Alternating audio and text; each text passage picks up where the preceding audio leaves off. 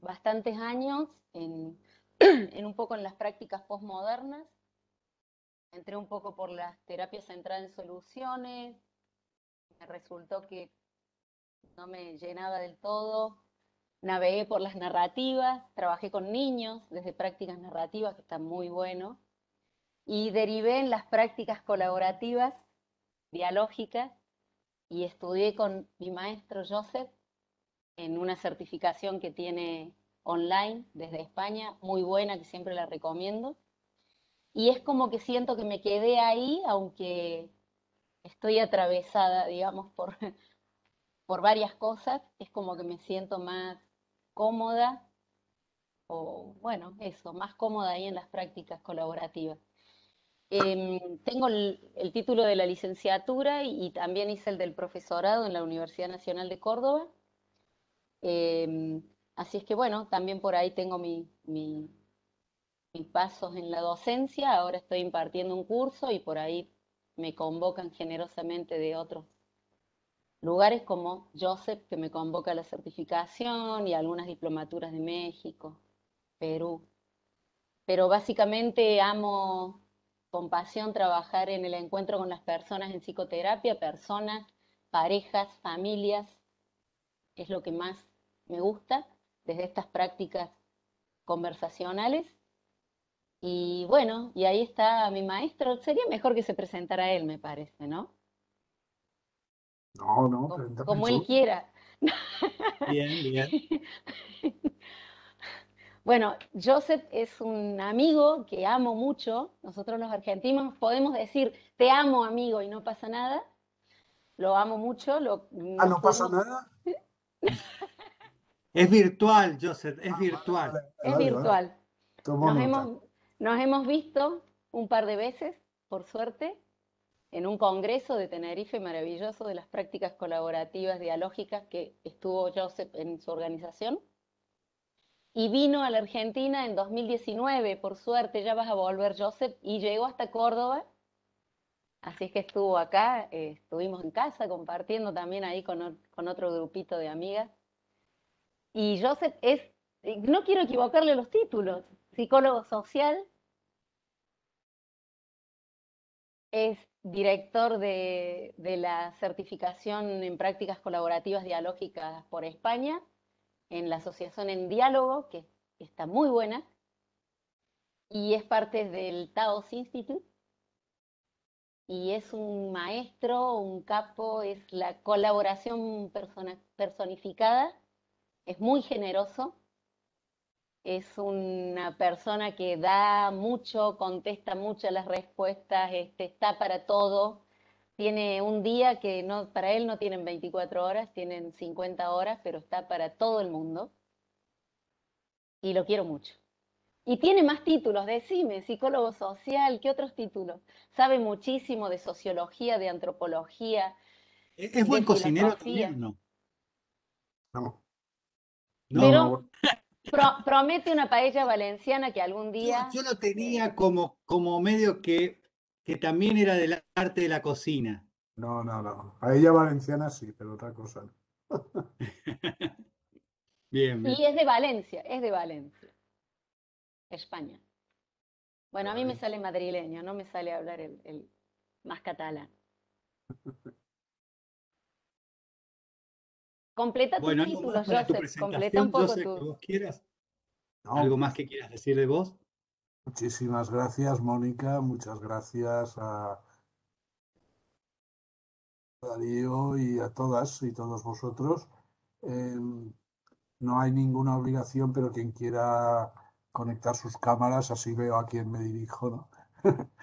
Pero quien no quiera por cualquier motivo, pues que no la conecte. Sí. Bien, bueno, la psicología social sé que en Argentina está fuera, digamos, de los estudios oficiales. En España y en muchos otros países es una rama dentro de los estudios oficiales, ¿no? Cuatro: psicología de la educación, psicología clínica, psicología organizacional y psicología social y de la intervención comunitaria, ¿no? Mm, Yo me decidí por esta última, estudié una maestría, etcétera, etcétera. Bien. Gracias por la presentación, Mónica. Como habréis adivinado, pues somos colegas. Ella efectivamente da clase en nuestra certificación en prácticas colaborativo-dialógicas todos los años y colaboramos en muchas otras cosas.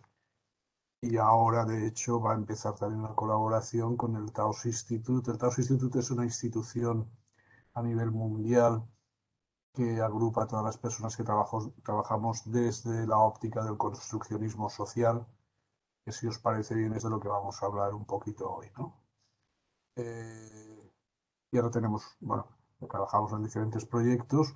Uno de ellos es que vamos a iniciar una serie de actividades en español y portugués, orientadas sobre todo a Latinoamérica, desde las prácticas colaborativo-dialógicas. Esto ya venimos, hace 5 años que venimos haciéndolo desde el Consejo Latinoamericano del Taos Institute, pero ahora queremos centrarnos más en lo que son prácticas colaborativo-dialógicas y en una de estas primeras actividades pues va a estar Mónica, ¿no? Como representante latinoamericana. ¿Por qué queremos hacer esto? Pues un poco todo el construccionismo social, las prácticas colaborativas, etcétera, emergen sobre todo del norte de Estados Unidos. Y eso, pues ni es bueno ni es malo, a veces será mejor, otras veces será peor, otras veces será amarillo, otras rojo, otras verde y otras azul, ¿no? Pero sí que es cierto que hay un tema, desde luego que evidentemente hay un tema cultural, sin duda, pero hay un tema que es el tema del idioma, ¿no?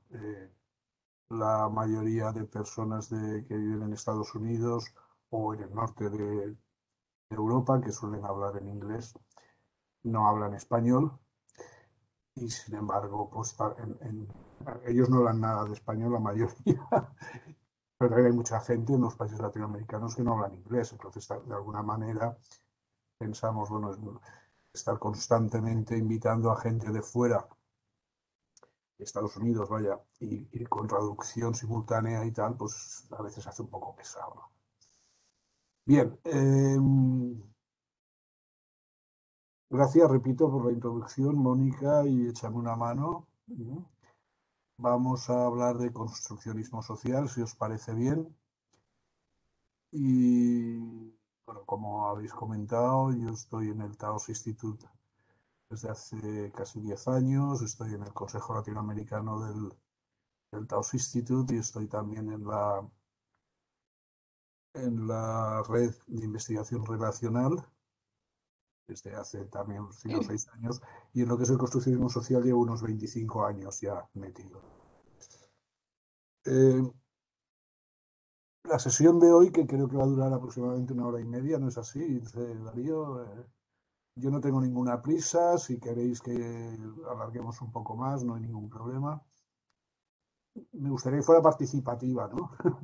Me gustaría, de hecho no voy a pasar ninguna diapositiva. Os propongo bueno, Que conversemos, que que conversemos. preguntemos, que Cualquier duda, cualquier cosa. Aquí nadie sabemos todo, entonces cualquier cosa que pueda aparecer, un autor, cualquier duda, cualquier comentario, cualquier crítica, por favor, abrid vuestros micrófonos y comentad lo que queráis. Tenemos diferentes maneras de empezar. Una primera manera sería, pues, abrir ya la conversación y que hagáis alguna pregunta o que expliquéis quiénes queráis, a qué os suena eso de construccionismo social y quizá a partir de ahí generar ya un debate o una conversación. O si queréis alguna pequeña introducción, destacando 3 o 4 ideas. También tenemos muy claro que en 1 hora y media no nos vamos a llevar 20 ideas así de golpe, ¿no? Podéis tomar todas las notas que queráis, pero a lo mejor con que nos llevemos, y me incluyo, 1 o 2 o 3 ideas ya estaría bien, ¿no? Pero en 1 hora y media, obviamente, no se pueden explicar, pues, 30 y tantos años de historia que lleva el construccionismo social de una manera formal, ¿no? En mi opinión, lleva 40.000 años de historia, pero eso sería para debatirlo a lo mejor más adelante o en otro momento. ¿Qué os parece? ¿Qué preferís que hagamos? ¿Os ocurre ya alguna pregunta, alguna observación, alguna sugerencia?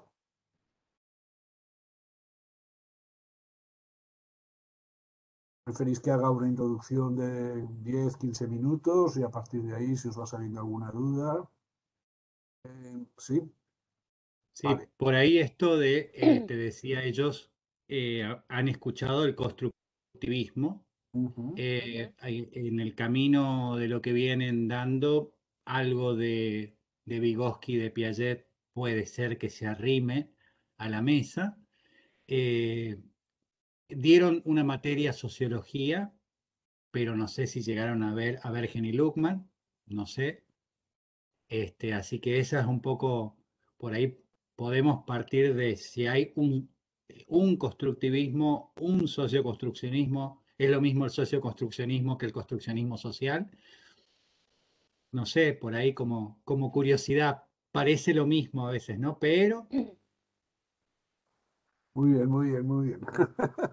Muy, muy provocador, muy provocadora tu invitación. Gracias, Darío.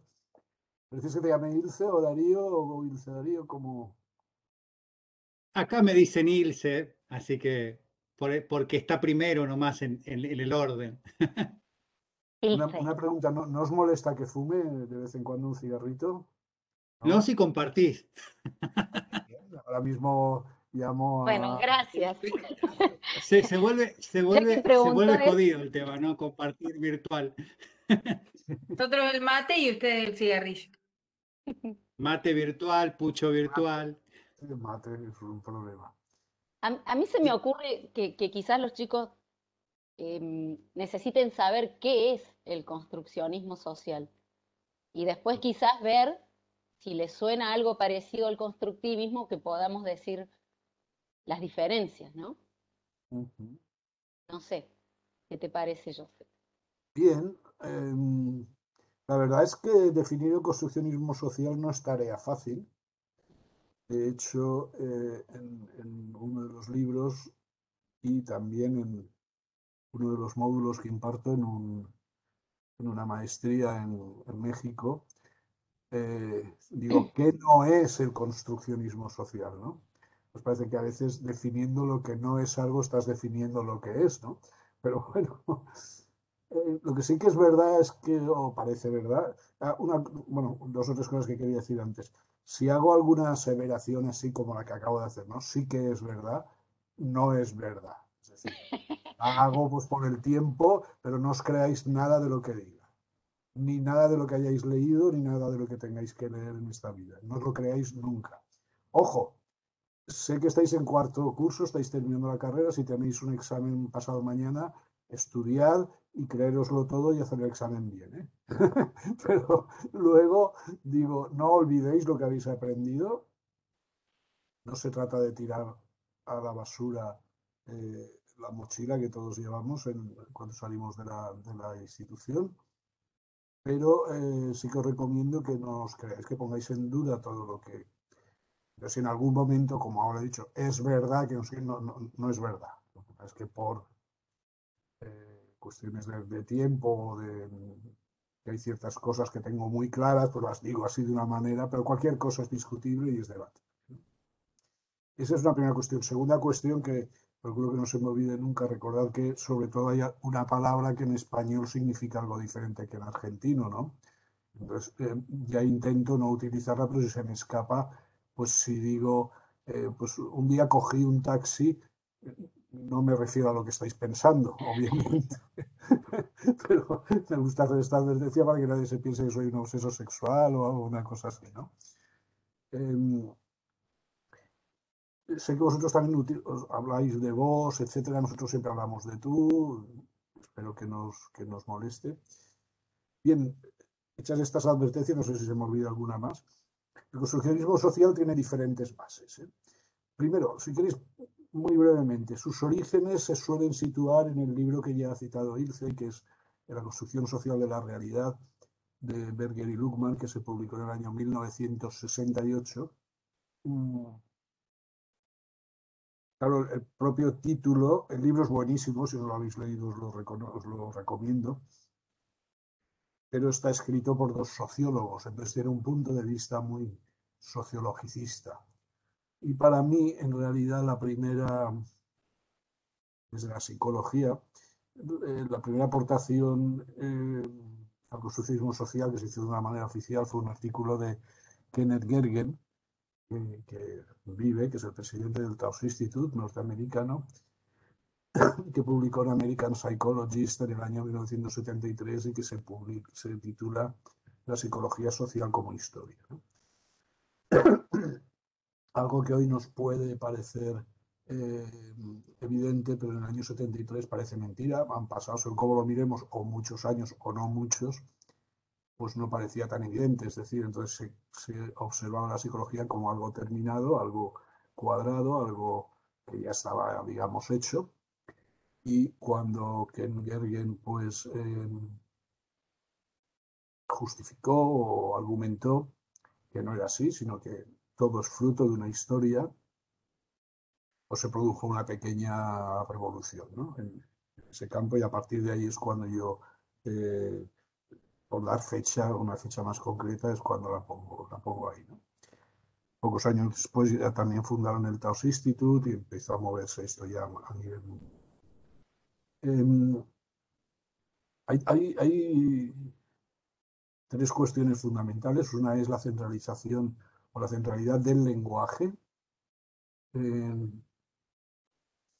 Os sonará porque, según tengo entendido, habéis estudiado sobre todo la orientación psicoanalítica y dentro de esta, lo cual para mí es una fortuna que Ilse no me haya propuesto hablar de psicoanálisis, porque si no estaríamos al revés, me estaríais explicando vosotras y vosotros a mí cosas de psicoanálisis, porque yo no sé nada de psicoanálisis, ¿no? Lo cual no es tampoco ni bueno ni malo, ni amarillo, ni rojo, ni verde. Pero bueno, decía esto porque sé o creo saber que Lacan le da una gran importancia al lenguaje, aunque lo que yo he leído de Lacan pues no sería exactamente como lo observamos nosotros, ¿no? Esa sería una de las bases del construccionismo social, el lenguaje. Otra sería la relación, y aquí viene un poco también la cuestión de los nombres, que a veces es necesario usar los nombres, ¿no? Cada vez estamos hablando más de construccionismo relacional más que de construccionismo social, y yo concretamente hablo de construccionismo social, relacional, histórico y cultural. Lo que pasa es que es demasiado largo. Entonces he decidido últimamente hablar solo de construccionismo y, en todo caso, bueno, decir construccionismo social porque la palabra construccionismo social ya suena. De hecho, ya oímos en todos lados, no, bueno, esto es una construcción social. A mí me gustaría muchas veces, cuando oigo a alguien decir esto, decir un momento, ¿qué? ¿Tú sabes la barbaridad que estás diciendo? ¿O qué sentido le estás dando a lo que estás diciendo, ¿no? Y había otra característica, claro, son muchas, ¿no? Pero la tercera que quería decir se me olvidó, no pasa nada, ya volverá. La cuestión sería pensar cómo se piensa el lenguaje desde el construccionismo social, ¿no? Porque sí, Lacan también se centra en el lenguaje, pero de acá lo pensamos de otra manera, ¿no? ¿Cómo se piensa el lenguaje? Ay, maestro. Me retrotraes a un psicólogo clínico que fue cofundador de las prácticas colaborativo-dialógicas, que es Harry Bulisian, Bulisham. y que decía que él nunca sabía lo que pensaba hasta que lo decía. Y ya que me provocas, pues respondo a la provocación. Yo suelo proponer a veces una reflexión basada en dos preguntas, ¿no? La primera pregunta es, ¿hay algo más allá del lenguaje?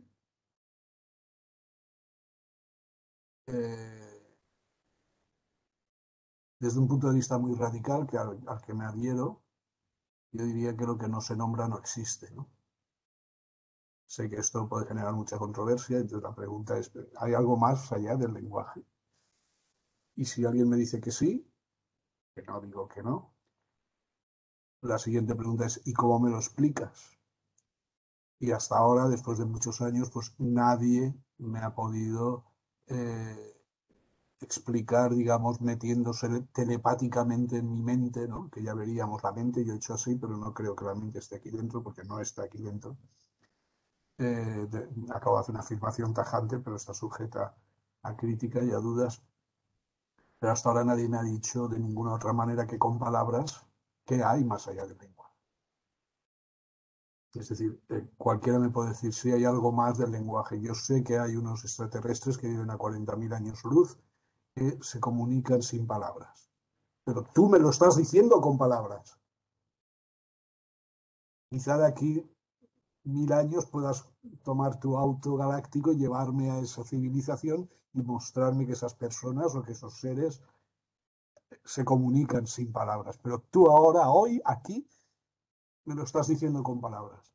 Y esta es una base fundamental porque si hay muchas cosas de las que podemos dudar, como os he invitado desde el primer momento, podemos dudar de la neurología, podemos dudar de las ciencias cognitivo-conductuales, no voy a dudar del psicoanálisis para que no me tiréis de la clase, pero podemos dudar de muchas cosas. Pero hay algo que parece indudable y es que hablamos. Y el hablarnos nos lleva a dar una serie de vueltas a qué es eso de hablar. Porque hablar no es solo hablar, no es monólogo. El monólogo es imposible.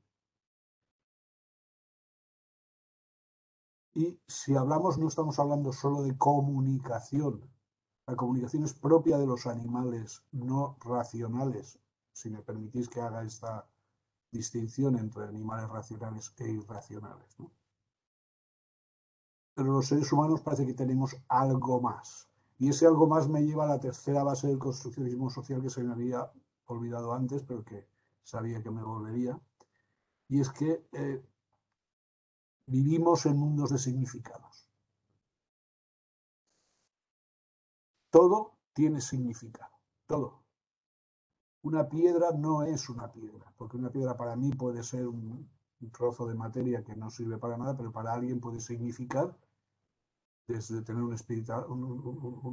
una significación trascendental, espiritual, religiosa, hasta pues, un recuerdo de un familiar o de uno mismo que esa piedra se la encontró un día en la playa y se lo llevó a casa y cada vez que ve la piedra pues la tiene encima de su despacho. Todos tenemos cosas encima de nuestros despachos, ¿no? Que nos traen recuerdos de nuestra vida. En fin, os iba a enseñar ahora, pero si empiezo a enseñaros ya no hago nada más. Entonces, vivimos en mundos de significados. Los mundos de significados solo se pueden compartir a través del lenguaje y el lenguaje solo se da en relación con otras personas.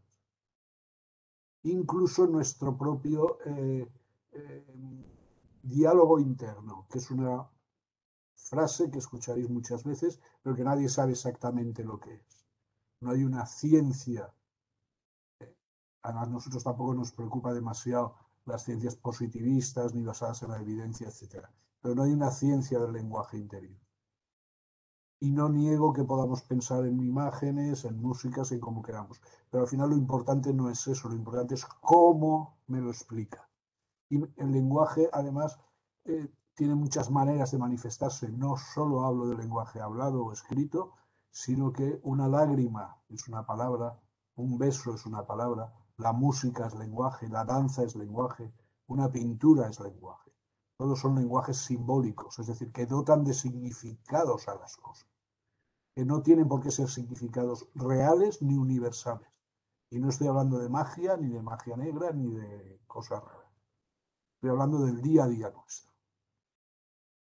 Desde el construccionismo social, esto tiene una importancia tremenda en cualquier campo de aplicación de la psicología. Me imagino que la inmensa mayoría de vosotras y vosotros ya estaréis pensando, pues me voy a dedicar a la clínica, me voy a dedicar a la organizacional, me voy a dedicar a la educativa. En cualquier campo de la psicología es muy importante estar atentos a cómo la otra persona dota de significado a lo que está diciendo y que la única manera, sin entrar en interpretaciones, que sé que el psicoanálisis sí que lo hace, nosotros no, sin entrar en interpretaciones, la única manera de saber qué significados está dando esa persona a según qué cosas es que nos lo cuente. Es la conversación. ¿Vamos bien hasta ahora? Os he sido cumplido mi palabra, ¿eh? En 10 minutos he Te quiero explicado. Joseph, a ver si metaforizando, ¿podemos decir que el alma del significado es en nosotros? Sí, sí, sí, porque somos nosotros quienes construimos esos significados. Por lo cual, en realidad, el yo, que es del mundo moderno por excelencia, del cartesianismo, pasa a un cuarto plano Deja Pasa de un ser o cuarto. individual, desaparece. deja de ser un yo individual, un self individual. Es un plano que no existe, desaparece, como habéis dicho. Exactamente. Mm, Todo lo que somos siempre estuvo en función de un otro, desde que nacimos. Hay algunos Pero autores. vivimos en un mundo occidental, cuando decíamos lo de la academia, por eso digo, aunque parezca, esto es generar un momento de crisis, digamos, porque se está diciendo obviedades que no son tan obvias, porque vivimos todavía en un mundo yoico por excelencia, egoísta por excelencia, y lo que estás planteando, lo que se está planteando es, guay, que en realidad la vida no es así. Correcto. Hay un trasfondo diferente y partir desde el nosotros no es lo mismo que partir desde el yo. Em, Estamos viviendo en un mundo cada vez más egoísta, cada vez más yoico, como tú dices. Yo no tengo la verdad absoluta, pero creo que eso es un error. Es decir, es un error de partida, porque eso no existe, es imposible. Yo me imagino a cualquiera de nosotras y nosotros, bueno, me voy a imaginar a mí mismo para que nadie se sienta ofendido, en una habitación cerrada, sin luz, completamente desnudo, a oscuras, y no estoy solo. No estoy solo, porque todos mis pensamientos, todo lo que a mí me haga sentirme vivo en ese momento, es fruto de experiencias previas que he tenido con otras personas. No es ciencia infusa, no es nada que me entra. Ojo, con todos mis respetos a cualquier tipo de creencia religiosa, es decir, alguien me puede decir, no, no estoy solo porque estoy con Dios. Totalmente de acuerdo, pero no estamos en una clase de religión. Pero la idea de Dios tiene un significado también. Sí, pero no estamos en una clase de religión, por eso digo que me vale cualquier explicación, pero tiene un significado y además, sobre todo, eh, es la ruptura de ese individualismo y de esa soledad absoluta. Nunca podemos estar solos. Hay algunos autores muy importantes, algunos de ellos vivos, como Jaco Seikula o John Schotter, fallecido hace 2 o 3 años, que dicen que cuando nacemos necesitamos dos cosas para sobrevivir. Una es respirar y otra es la relación. Y si lo pensamos y reflexionamos, parece que tienen algo de sentido, ¿no? Lo que están diciendo. Es decir, inmediatamente, o sea, como cosa inmediata, luego necesitaremos comer y necesitaremos muchas más cosas. Pero de inmediato lo primero que hace un niño cuando nace es respirar por sí solo, ¿verdad? Luego ya, pues, le cortarán el cordón umbilical, dejará de recibir alimento a través del cordón umbilical, empezará a recibirlo a través de la teta de la madre, etcétera, etcétera. Pero la respiración es imprescindible. Si pasa más de 30 segundos sin respirar, se muere. Y las relaciones lo mismo, porque además lo propio que he dicho, en cuanto le cortan el cordón umbilical o en cuanto el médico está haciendo fuerza o la propia madre está haciendo fuerza para sacar al niño, ya hay una relación ahí. No vamos a entrar ahora si antes de que el niño nazca ya tiene conciencia y dicen que, decían, hubo una época que estuvo muy de moda, que si a los niños en el vientre de la madre se les ponía música de Mozart eran más inteligentes, ¿no? Sí, a ti te pusieron mucha música de Mozart, por eso. Me pusieron música religiosa, así que imagínate cómo salí. Bueno, muy bien, es una opción. No hay... Bien. ¿Alguna pregunta, alguna duda, alguna disconformidad? ¿Os parece interesante esta orientación? ¿Os resulta nueva o no? ¿O ya habéis oído hablar mucho de esto? Y constructivismo y construccionismo. Ay, perdón, María, ibas a No, decir. María no, levantó, no, no. En realidad es un comentario nomás. Ahora entiendo, Dale. porque a mí me pusieron la camiseta de Colón. Entonces ahora entiendo por qué soy psicóloga deportiva, digamos. Eh, no, no. Al margen de eso, me gustaría preguntarle, porque digamos que hace varios años yo intento como hacer como un trabajo de autoconocimiento y de un montón de esas cuestiones que existen. Pero digo, la cuestión de los recursos propios.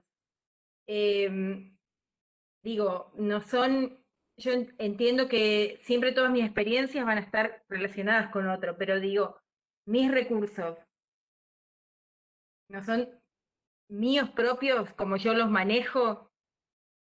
Pero ¿dónde lo construiste? ¿Dónde aprendiste ese recurso? ¿Dónde fue necesario?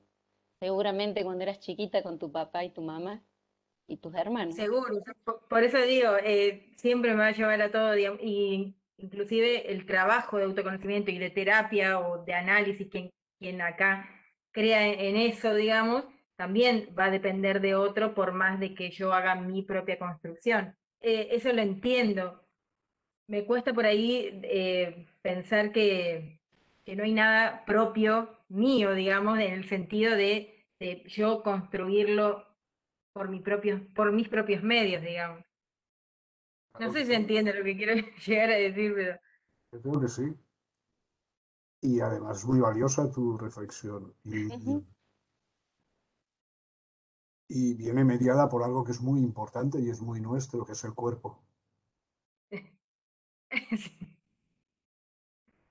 Es decir, seguro que cada sí. uno tenemos nuestra percepción, nuestra autopercepción de un cuerpo individual separado del de los otros. Pero la gran pregunta, que es la primera pregunta que yo me hice hace 25 años cuando empecé a leer algo del construccionismo, es ¿dónde termina mi cuerpo y empieza el de los demás?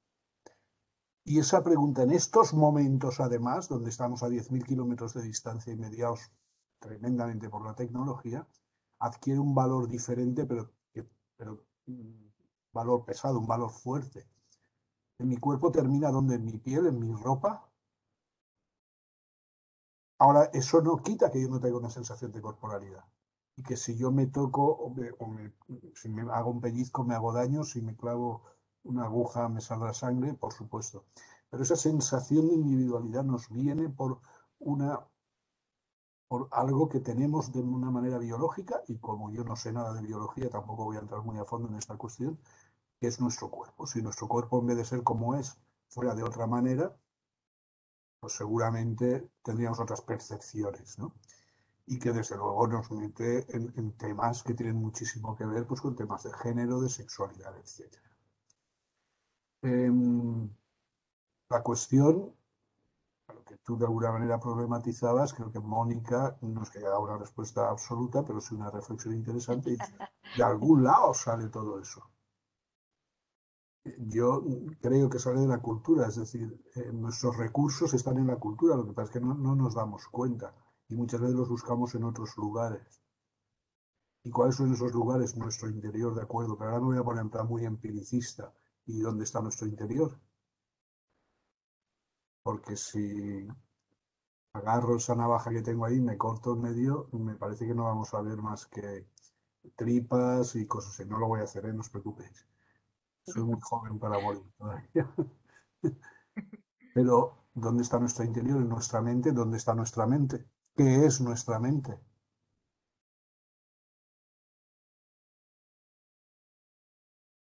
Y esos recursos están, claro que están. Todos reflexionamos y todos meditamos y todos miramos como metáfora dentro de nosotros mismos. Pero lo que encontramos son recursos sociales, son recursos históricos, son recursos comunitarios, son recursos sobre todo culturales. Cultural. Y la cultura es muy amplia, es tremendamente amplia y cada vez más, precisamente gracias a las tecnologías y cada vez, y no solo ahora durante este año y medio, pues no tanto, pero gracias a que tomar un avión hoy en día, pues no es como la época de mis padres, ¿no? Que valía mucho dinero, había muy pocos vuelos, tal, y hoy en día, pues bueno, también vale dinero, pero si se puede uno ahorrar, pues puede viajar a diferentes países, conocer diferentes culturas, diferentes maneras de ser. Seguramente no tan bien como las propias o las que le rodean de una manera inmediata, pero inmediata digo en la proximidad física e intelectual, si queréis, pero conoce otras formas de... Joseph, pero también el construccionismo social o el construccionismo relacional se puede desprender del dualismo del adentro y del afuera, no plantea como dos opuestos, sino o sea, se va despegando de esto que también está en la sociedad cartesiana hegeliana, digamos, ¿no? Eh, Va más allá, o sea, por eso también tiene algo del pensamiento complejo, Sí, porque, o sea, somos las dos cosas, no es que somos adentro o afuera. claro. También quiero decir aquí un paréntesis, cuando yo digo según qué cosas, no estoy hablando en nombre del construccionismo social. A Ujú. veces hablo en nombre del construccionismo social, pero también muchas veces hablo en mi nombre. Tremendamente influido por las ideas del construccionismo social, sin duda. La respuesta para mí es bien sencilla, es que no hay adentro. No hay adentro. No hay adentro. Pero igual que no hay adentro, no hay biología, no hay naturaleza, sino que todo lo construimos a través de nuestras propias relaciones y a través de acuerdos conversacionales. Ilse, cuando estábamos solos me has dicho, bueno, aquí hay que ser un poco provocador o algo así, has comentado, ¿eh? Si me paso de provocador me lo decís y puedo hablar de una manera más... Pero la idea es Que fluya. efectivamente... Cuidado, yo adoro a Descartes, ¿eh? Si Descartes no hubiera existido estaríamos todavía en la Edad Media, ¿eh? Y no sabiendo la ganancia de cómo estaríamos o cómo estaban en la Edad Media hace 500 años. Descartes es un personaje muy interesante, aunque desde luego es historia reciente, pues casi el padre del dualismo mente-cuerpo, pero antes de él ya, por ejemplo, en la época de Platón, hace 2600 años, pues ya existía esa idea, ¿no? Y no digo en toda la Edad Media. No, en toda la Edad Media era al revés. Es decir, en la Edad Media lo que existía era el interior siempre con los papas por encima, ¿no? Eran quienes decían lo que, lo que es el interior, ¿no? Pero la idea, digo, radical es que si todo lo construimos en la relación, eso es externo, eso está fuera, no hay ningún interior. Claro que estamos utilizando la palabra, al utilizar la palabra exterior, estamos confrontándola con el interior, pero no es esa la intención de nuestra forma de dialogar, por lo menos de la mía. Como he publicado hoy en Facebook una cita del gran antropólogo Clifford Geertz, de una entrevista que le hice en el año 90 y tantos, pues venía a decir algo así. Y aprovecho para decir que yo estoy enganchado a Facebook. Si queréis agregarme como amigo, pues no tenéis más que buscar en Facebook Josep Seguí y ahí estoy. Si me pedís amistad, os la daré. Hoy a lo mejor no, porque ya acabaremos tarde y me iré a dormir. Pero, y en cualquier caso me podéis localizar a través de IRCE para cualquier duda o comentario. Pero esto me lleva de nuevo a esa pregunta que parece que desde el principio está ahí y que quiera rechazar, y no, yo no rechazo ninguna pregunta. Construccionismo y constructivismo. Tenemos muchas cosas en común, entre otras la idea general de que la realidad se construye y no nos viene dada. Esta ya es una idea tremendamente revolucionaria y tiene mucho que ver con la famosa paradoja o como queréis llamar, de si qué pasa cuando hay una tormenta en el bosque, no hay nadie, se cae un árbol y nadie oye que se ha caído ese árbol, ¿no? ¿Se ha caído o no se ha caído si no hay nadie allí para dar fe de ello? O sea, o ha hecho ruido, como mínimo, ha hecho ruido al caerse. No lo sabemos. Aunque esto sería también un punto de vista muy empírico, algo que a veces nos molesta, ¿no? También. La cuestión es que el constructivismo, ojo, y del constructivismo Piaget y Vygotsky son casi gurús, ¿no? Y sobre todo para muchos de nosotros Vygotsky y toda la escuela del pensamiento ruso del siglo XX, principios sobre todo del siglo XX, ¿no? la teoría de la desarrollo proximal, etcétera, de Vygotsky, pues no digamos. Pero ellos parten de una idea cognitivista, es decir, son dos personas que se juntan, que cada una lleva ya en su cabeza unas ideas y al ponerlas en común generan ideas nuevas. La idea del construccionismo no es esa. La idea del construccionismo es que esas ideas se generan exclusivamente en la conversación, en la relación. Sé que esto, en el mundo en el que vivimos, igual que cuando hemos hablado antes del individualismo, no es fácil de asumir. Y tampoco es cómodo, pero nadie dijo que es cómodo pensar en estos términos, ¿eh? Nadie dijo, vamos a tener aquí una conversación facilita sobre si el mar es más azul, no sé, o si dónde termina, que yo me quedé alucinado, ¿no? Dónde termina el río de la Plata y empieza el mar, ¿no? Que cuando llegas con el avión no lo ves y dices, pues esto ya es el mar, ¿no? No, pues es todavía la desembocadura del río, ¿no? Creo que hay un momento que cambia de color y del marrón más. Bueno, esto es más o menos fácil y podríamos debatirlo, podríamos tomar un avión, subir y verlo y medirlo y hacer muchas cosas, pero todo lo que estamos hablando no es fácil, ni se puede medir ni se puede hacer una estadística. Y al revés, es incluso muy complejo en el sentido de que nos obliga de alguna manera a quienes que hemos elegido ir por esta línea de pensamiento y también de práctica, que es lo mismo. Esa es otra. Nos obliga a estar constantemente autocuestionándonos. Claro que cuestionamos otras ideas, pero también a nosotros mismos. Y eso es doloroso, porque lo bonito y lo ideal es saberlo todo y tenerlo todo muy claro. Eso es maravilloso. Problema, para mí, si lo supiéramos todo, o seríamos dioses o seríamos máquinas. Y yo no sé vosotras y vosotros, pero yo prefiero ser humano por ahora. Porque ser Dios debe de ser muy aburrido, saberlo todo, ¿no? Es muy aburrido. Y ser una máquina, pues ya no te digo, ¿no? Pero bueno, las máquinas pueden llegar a saberlo todo. De hecho, ya saben muchas cosas más que nosotros, las computadoras, etcétera, ¿no? Pero esta idea creo que debe de quedar clara porque muchas veces se mezcla o se habla del construccionismo y estás hablando del constructivismo, o al revés, ¿no? Pero muy importante, no hay nada en dos personas que se encuentran por primera vez. Hay algunos aspectos biológicos,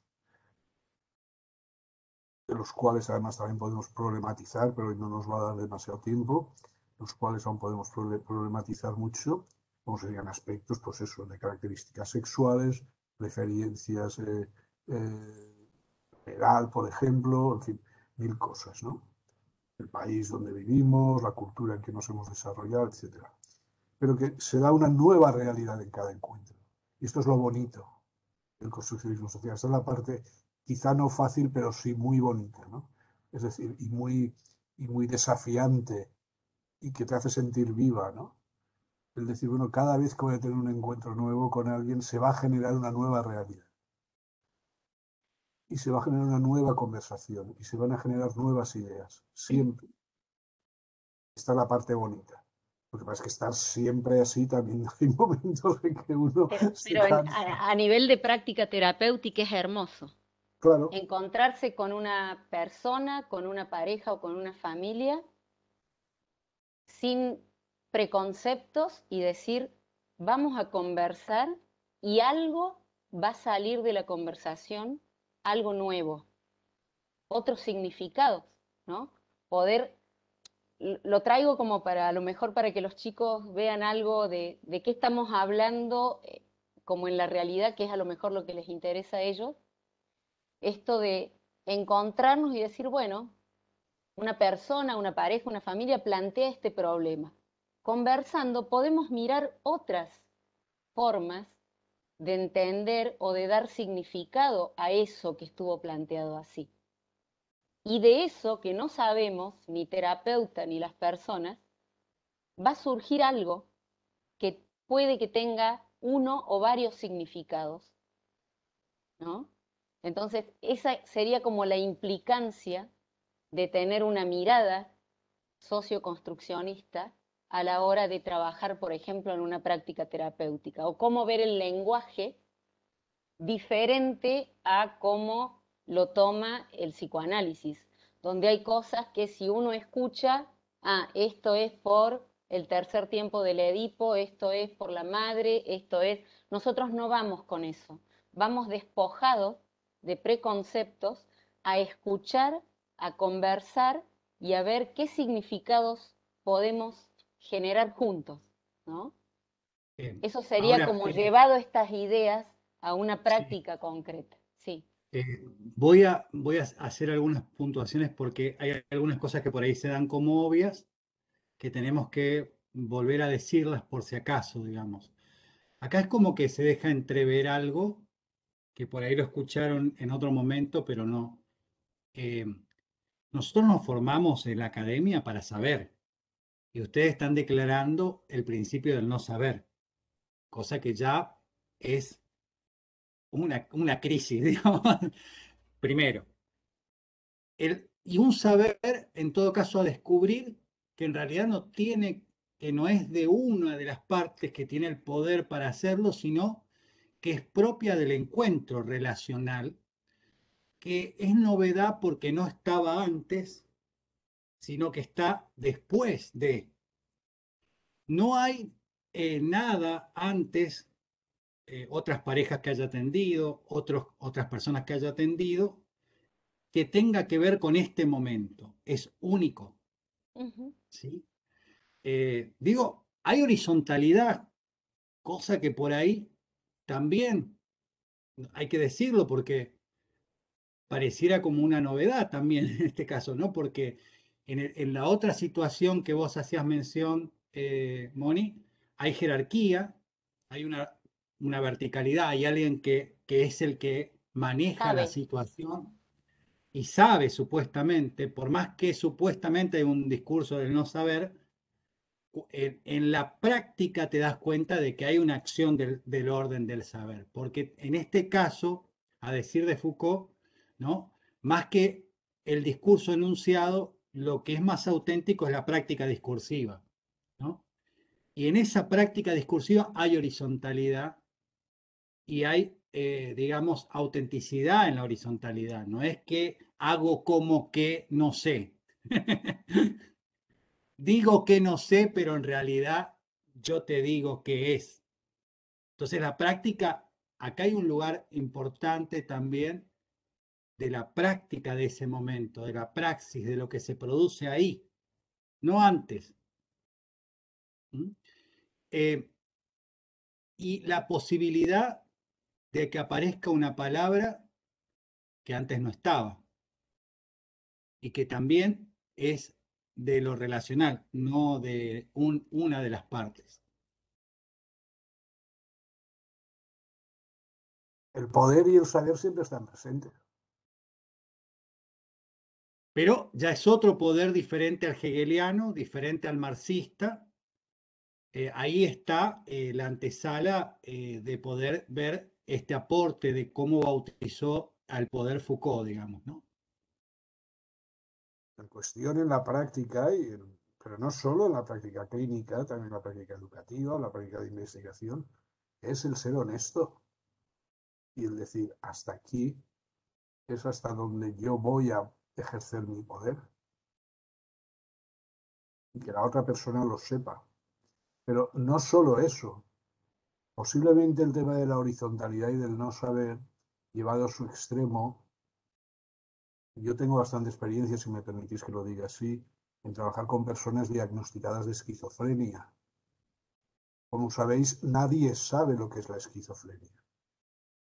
Pero cualquier persona que a una cierta edad, que normalmente suele ser en la adolescencia, empieza a decir que escucha voces o que ve cosas raras, lo inmediato es que lo lleven a los servicios de psiquiatría y que empiecen a drogarla y pase toda su vida drogada. Cuando no, atada, ingresada a la cama, etcétera, que hay algunos países donde, bueno, aquí mismo es legal, más que en casos muy, si lo dicta un juez, etcétera, ¿no? Casos muy extremos. Lo que yo he visto a lo largo de muchos años y de muchos casos es que estas personas cuando empiezan a contar algo raro, nadie les escucha, nadie se pone a su lado, nadie se interesa por qué es lo que están escuchando, qué significan para ella estas voces, sino que inmediatamente empiezan a drogarla con drogas psicotrópicas que son muy potentes, tan potentes como la heroína o el opio, y que normalmente, como sabemos todas, estas personas suelen tener unas esperanzas de vida bastante cortas porque atacan mucho este tipo de drogas sobre todo al hígado, etcétera, ¿no? Entonces son personas que a lo mejor a los 50 años pues ya van a tener una cirrosis hepática y van a fallecer. ¿Qué está pasando ahí? Es decir, ahí es donde realmente el poder desaparece y aparece la horizontalidad. Y ahí es donde la persona que acompaña, ya no hablo como terapeuta, yo he trabajado como terapeuta, pero la mayor parte de mi tiempo ha sido siempre desde aspectos más psicosociales, más de acompañamiento, etcétera, etcétera. Yo trabajo como terapeuta con familias en las cuales alguna de estas personas tenía un problema de estas características que afecta a toda la familia y a una gran parte de su entorno, ¿no? Y siempre hemos trabajado en equipos reflexivos, eso también lo he de decir, ¿no? O sea, un grupo de ecoterapeutas, el equipo reflexivo que ya veréis más adelante cómo funciona, ¿no? Yo no necesito creerme lo que la otra persona está diciendo. Yo no necesito estar de acuerdo con lo que la otra persona está diciendo. Eso es una postura de poder. Es decir, lo que estás diciendo es verdad o es mentira. Eso es lo que hace el experto. Cuando dices que estás escuchando voces, eso es mentira, eso está en tu cabeza, eso es un neurotransmisor que funciona mal y con esto te lo voy a curar. Con ese medicamento, como lo llaman ellos, nosotros lo llamamos drogas porque son drogas, todos son drogas. Y a las cosas hay que ponerles también el nombre que les corresponde, ¿no? Igual que el tabaco es una droga, lo reconozco. La nicotina, vaya. El fumar en sí casi casi es más una costumbre, ¿no? Em, Estoy recordando un caso muy rápidamente, pues una chica que estaba diagnosticada desde los 5 años. Cuando nos entrevistamos con ella, el equipo reflexivo tenía 33 años. No tenía ni siquiera patria potestad, estaba en nombre de sus padres, ¿no? Y esta chica pues tenía unas conductas muy disruptivas, estaban sus padres también en esta sesión. Y esta chica pues decía que esas conductas tan disruptivas pues eran motivadas porque un genio malo le hablaba en su interior y le decía pues, que le chillara a su madre, que no mantuviera ciertas costumbres higiénicas, muy molestas para el resto de la familia, que rompiera cosas, etcétera, etcétera. Y de repente, hacía muy poco que se encontraba bastante mejor, porque alguien le había regalado un ángel bendito o bendecido por la Virgen de Montserrat, que es la patrona de Cataluña. Y esta chica tenía mucha fe, su familia es muy católica, hasta el punto de que tienen un altar en su propia casa, le rezan a la Virgen de Montserrat, patrona de Cataluña, etcétera, etcétera. Y entonces, cuando hacía su aparición el genio malo, el ángel hablaba con la chica. Nunca se confrontaban el genio malo, que lo podemos identificar pues, con el demonio, la chica lo identificaba con el demonio, ¿no? Sino que le decía a la chica, no le hagas caso, no le tires ahora cosas a tu madre, no rompas cosas, etcétera, etcétera. Problema, nadie jamás había escuchado a esta chica en casi 30 años de su vida esta historia o similares. Nadie jamás. Nunca. Segunda cuestión, yo no necesito creer en genios malos, ni en demonios, ni en ángeles bendecidos por la patrona de Cataluña para hacer compañía a esta mujer y para escuchar lo que ella está hablando. Yo no digo que ella esté delirando, digo que ella está viviendo su mundo. Curiosamente, un mundo construido por su propia cultura. Repito, se ha criado toda la vida en una cultura profundamente católica. No se le aparecen genios budistas o musulmanes o de los las Nórdicos. culturas, ¿no? Sino que se le aparecen genios y angelitos propios de su cultura. Y todos son respetables, los de su cultura y los de otras culturas. ¿Verdad? Pero nadie jamás le ha escuchado, nadie jamás le ha preguntado, ¿y qué significa para ti lo que te está diciendo el genio malo? ¿Y tú te encuentras a gusto haciéndole caso al genio malo? Insisto, y aquí es donde viene, digamos, la parte más exagerada en este sentido de decir, es que renuncio a mi poder. Yo como persona, como Josep Seguí, y haciendo caso a toda la formación previa, académica, etcétera, etcétera, y a muchas otras cosas, puedo no creer o puedo pensar que esta persona está loca porque cree en genios malos. Pero ¿cuántos de nosotros no creemos en muchas cosas que no sabemos si existen? Y ojalá lo sigamos haciendo muchos años. Porque si no, repito, seremos dioses o seremos máquinas. Cuando lo sepamos todo, cuando no haya creencias, cuando no exista la fe en cualquiera de sus características, no estoy hablando solo en aspectos religiosos, ¿no?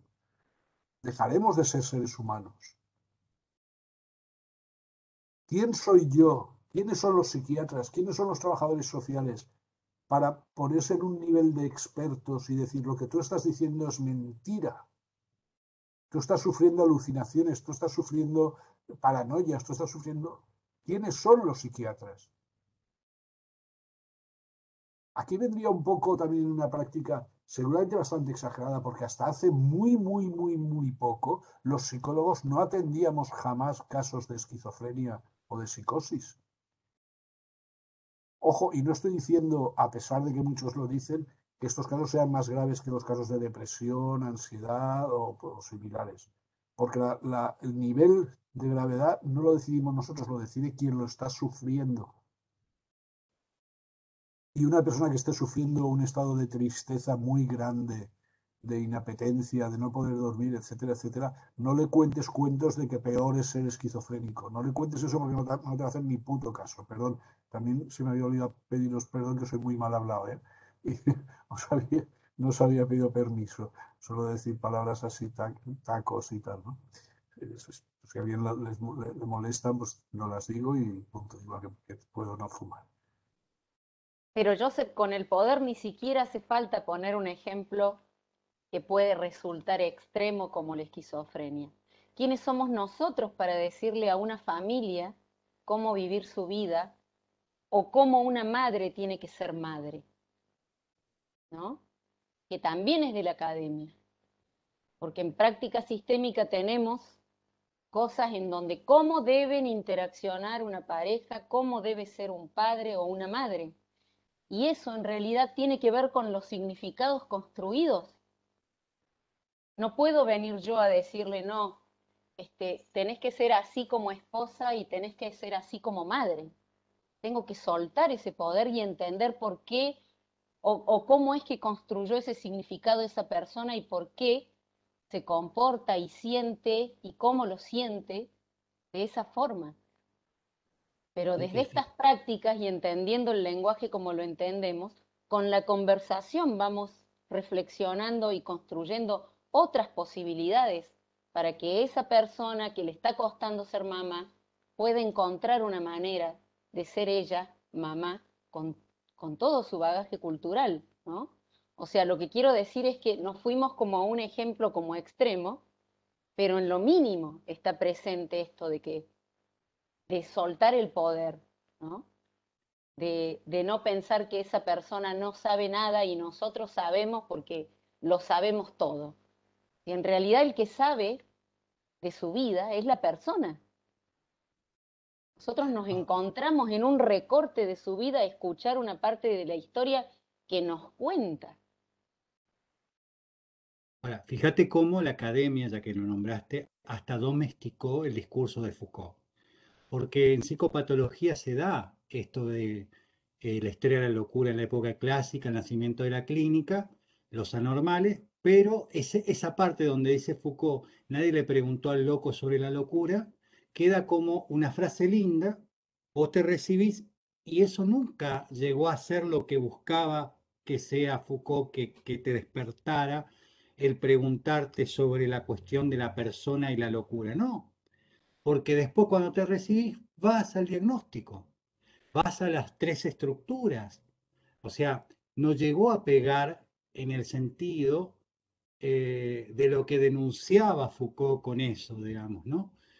Volvemos también a esto de la academia, o esto que vos decías, cuando estudiábamos el estructuralismo, los tipos de familia, es como que teníamos que acomodar a las familias y yo no sé qué haría hoy Minuchin con la situación actual, qué haría con todo ese material que en su momento pudo ser muy útil y seguro que ha servido, y hemos aprendido mucho y ha servido para la historia de las psicoterapias familiares, pero la pregunta es eso a hoy, porque yo creo que eh, lo que está planteando, ustedes díganme si el construccionismo social, el construccionismo relacional o el construccionismo en terapia, es el hecho de no estar haciendo algo que fue, sino pensar en qué vamos a hacer para el ahora y para el después. Pensar el movimiento de la palabra, que la palabra no está sujetada, que el sujeto es una invención, pero la palabra es movimiento. Esto es muy interesante porque, aunque hablemos de historia, no buscamos los porqués de las cosas. ¿Y por qué no buscamos los porqués de las cosas? Porque el buscar un porqué implica culpabilizar a alguien. Y eso desde el construccionismo social no lo hacemos nunca con las personas, sí con las instituciones. Es muy distinto, aunque las instituciones curiosamente las hemos construido las personas. Pero bueno, dejémoslo para otra conversación. Entonces no nos interesa tanto el por qué ha ocurrido tanto. Luciana García tiene una duda. Por favor, Luciana. Ahí prendo el micro. Perdón que le corté porque estaba esperando que termine y por eso lo mandé en el chat para no cortarle. Bueno, primero yo quería saber alguna experiencia de usted porque mencionó que trabajaba con familias. Algún caso como para que nos sirva como ejemplo. Y a partir de eso, esta pregunta de cuál sería el método, si es que lo tienen en el constructivismo social, en la práctica terapéutica y si aplican técnicas específicas. La primera pregunta era, perdona, Luciana. En relación al método. Es en relación al método. No hay método. Sabía que venía esa respuesta. Digo, pobre Luciana, ahora sí se cae de espalda. No Por se no cae de decir otra espaldas. palabra. No se cae de espaldas. No se cae de espaldas. Porque lo voy a explicar en un minuto. En un minuto. No hay método. Porque desde el momento en el que estamos estableciendo una metodología, estamos estableciendo un prejuicio a lo que va a pasar. Estamos presuponiendo qué es lo que va a pasar. Si a mí viene una persona y me dice, o me llama por teléfono, por ejemplo, y me dice, mire, soy una mujer de 40 años, tengo 2 hijos recién separada y estoy muy triste por las noches. Yo estoy presuponiendo que esta mujer va a tener una depresión. Porque las circunstancias que me está explicando en ese momento ya me hacen suponer como especialista, como experto, que tiene una depresión. Prefiero no tener ningún método, prefiero incluso no saber nada. Y evidentemente, por ejemplo, nosotros en prácticas colaborativas, en una primera intervención, procuramos no saber nada de la familia o de la persona o de la pareja que va a venir a vernos. En la segunda es inevitable, porque claro, algo sabes en la primera, algo te cuentan, ¿no? Nosotros tuvimos un caso de una pareja donde la mujer era una pareja joven, tenían 30 y pocos años, casados con 2 hijos, tenían sus problemas. La mujer había sido violada siendo adolescente. Claro, cuando iniciamos la sesión y bueno, pues cuéntanos un poco de tu vida, vamos a ir conociéndonos, etcétera, etcétera. Eso yo creo que ninguno tenemos dificultad en saber más o menos cómo empezar una sesión, cada uno tenemos nuestro estilo, tampoco hay un método determinado, pero bueno. Entonces, en cuanto salió la palabra violación, abuso sexual, nos llenó mucho esa palabra, porque no es ninguna tontería, ¿verdad? Y a cualquier terapeuta que te digan he sido violada cuando tenía 12 años, pues seguramente ya te creas todo un mundo. El motivo de consulta no era ese. Esta chica había sido capaz de llevar una vida, digamos, entre comillas, más o menos normal. Y lo digo entre comillas porque si aquí hay alguien que lleve una vida absolutamente normal, por favor, que me lo diga y que me escriba en privado su mail y le llamaré, nos ponemos en contacto y que me diga cómo se hace eso. Cómo se puede llevar una vida absolutamente normal. Pero esta chica había llevado una vida más o menos normal. Al principio es cierto que durante su adolescencia fue bastante difícil, tomó asco a los hombres, no ligaba, no salía a ligar, no tenía tal, pero luego encontró una persona, un hombre, los dos eran heterosexuales, se casó con él, tuvo hijos y el motivo de consulta era otro totalmente diferente. Pero de entrada, si yo sé que esa persona ha padecido durante su pubertad algo tan grave como es una violación, yo ya voy a estar predispuesto a que la consulta gire en torno a eso. Y no necesariamente tiene por qué girar en torno a eso. ¿Cuál es el error? El error no es reconocer los propios prejuicios, las propias prenociones, como diría el creador de la sociología científica, Durkheim, ¿no? Sino el que no influyan en nosotros. Es decir, vale, pienso, es posible, si yo ya lo sé, que esta chica ha sido violada, es muy posible que venga por un problema derivado de ahí. Pero también es muy posible que no lo sea. Entonces voy a esperarme que me cuente ella cuál es el problema, por favor. Voy a esperarme. Y luego ya veremos y a lo mejor es necesario que tenga que derivarla a una persona especialista en psicoanálisis porque el trauma que le ha causado esa violación es algo que a mí, como construccionista social, me escapa. Cuidado, desde las narrativas que entran dentro del construccionismo social trabajamos mucho el trauma y lo trabajamos de manera bastante diferente al construccionismo social. Pero también hay diferentes líneas de trabajo. Es decir, no digo que no existan los traumas. Existen. Traumas sexuales, traumas de violencia, traumas de cualquier característica. Sí que existen. Pero será la persona la que decida de qué quiere hablar. Y será la persona que decida cuál es su problema, cuál es el problema que quiere solucionar. No yo. Yo puedo tener muchas presuposiciones, sea ante un caso real como el que os acabo de contar en 30 segundos, o ante cualquier otro caso real también, ¿no? De otras características. Pero es la persona quien decide. Y ahí es donde nosotros, cuando hablamos de igualdad o cuando hablamos de no saber, es eso a lo que nos referimos. Igualdad total no puede hacer. Michael White, uno de los fundadores de la narrativa, venía a decir que siempre que hay un intercambio económico se establecen relaciones de poder, el que paga y el que cobra, pero además en ambos sentidos, porque el que paga tiene un deber, pero también tiene unos derechos, y el que cobra tiene un deber y también tiene unos derechos, ¿no? Pero en cuanto hay dinero por medio, pues ya la hemos cagado. Para bien o para mal, todos necesitamos comer y todo tiene un precio en esta vida, ¿no? O sea, y cuando nos establezcamos en nuestros consultorios o como profesores o lo que sea, pues cobramos nuestros salarios, nuestros honorarios, lo que sea. ¿Está? Vale. Pero el dinero, desde luego, cualquier transacción económica es una relación de poder. Pero no solo eso, no solo el dinero, la edad. Ahora ya no tanto, aunque todavía, pero la persona ya más mayor pues tenía más poder porque tiene más experiencia. Me cago en la experiencia. Mentira. Eso es mentira. Porque una persona que lleve 20 años haciendo todos los días lo mismo tiene menos experiencia que cualquiera de nosotros. Claro, si todos los días haces lo mismo, ¿qué más me da que hagas lo mismo todos los días? No tienes ninguna experiencia, o si acaso tienes la experiencia del primer día que hiciste una cosa, pero si luego has seguido haciendo siempre lo mismo, nunca te has preocupado por evolucionar, por replantearte cosas, por reflexionar, por buscar alternativas. No me sirve de nada tu experiencia. Sin embargo, hace unos años, pues una persona con una cierta edad, pues era, en fin, maestro, respetable, maestro de la vida, ¿verdad? Qué experiencia, qué bien, qué guay, qué... No. Un adolescente es una mierda de persona porque no sabe lo que es la vida. Mentira, los adolescentes saben muchísimo más que nosotros de muchísimas cosas. No digamos nada de tecnologías, ¿no? por ejemplo. Bueno, Sí, la verdad es que la mayoría de vosotras que estáis aquí sois muy jóvenes y sois casi adolescentes, ¿no?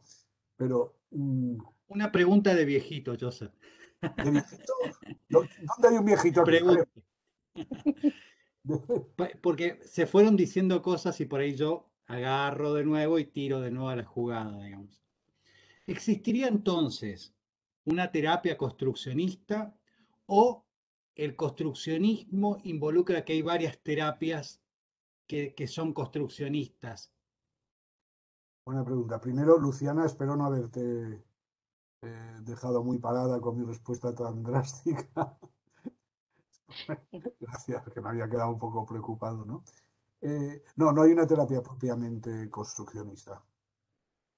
Hay varias líneas dentro del construccionismo, seguramente las dos más potentes, aunque no nos gusta nada esa palabra, pero bueno, o más visibles, ¿no? Serían las prácticas colaborativo-dialógicas y las prácticas narrativas. Las dos nacieron de la terapia familiar. Lo que pasa es que la terapia familiar, sabéis que Minuchin a última hora, bueno, falleció hace un par de años, ¿no? A última hora parece que se desdijo un poco de toda la teoría estructural, etcétera, etcétera, pero ya no le dio tiempo al hombre a escribir mucho más. Eh, pero bueno, por lo menos en España, desde luego, la terapia familiar, después, por supuesto, de la cognitivo-conductual, es muy potente, pues es bastante tradicional. Tiende bastante a lo que explicaba Mónica antes, ¿no? De, bueno, funcionalizar muy claramente y estructurar muy claramente lo que son las funciones de la mujer, del hombre, del padre, la madre, la familia nuclear, etcétera, etcétera. Esto prácticamente ha desaparecido, porque hoy no hay un solo tipo de familia.